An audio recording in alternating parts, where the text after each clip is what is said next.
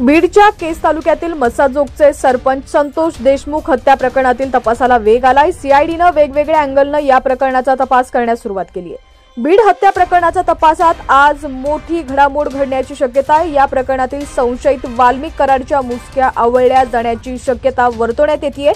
सीआयडीनं आपल्या तपासाचा फास कराडच्या निकटवर्तीयांच्या भोवती आवळण्यास सुरुवात केली आहे। संतोष देशमुख प्रकरणात आजचा दिवस महत्त्वाचा ठरण्याची शक्यता आहे।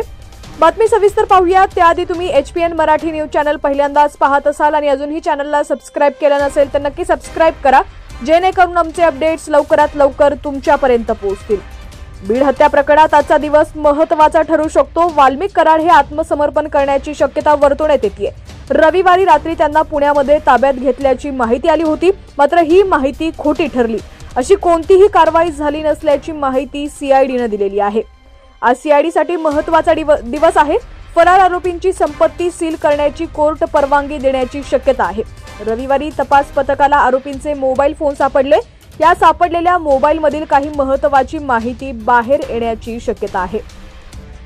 तपास पथकानं आरोपींचे 2 मोबाईल जप्त केलेले आहेत। गाडीवर आढळलेले ठसे आरोपींसोबत जुळलेत।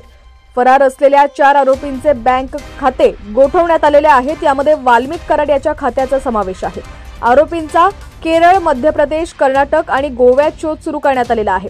आजपर्यंत 115 जणांची सीआयडीनं चौकशी केलेली आहे। वाल्मिक कराडच्या निकटवर्तीय समजल्या जाणाऱ्या 2 महिलांवर सीआयडीची बारीक नजर आहे। त्यांची काल चौकशी देखील झाली होती।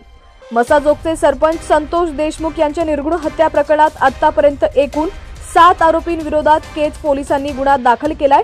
या 7 पैकी जयराम चाटे, महेश केदार, प्रतीक घुले, विष्णू चाटे या 4घांना पोलिसांनी आधीच अटक केलेली आहे।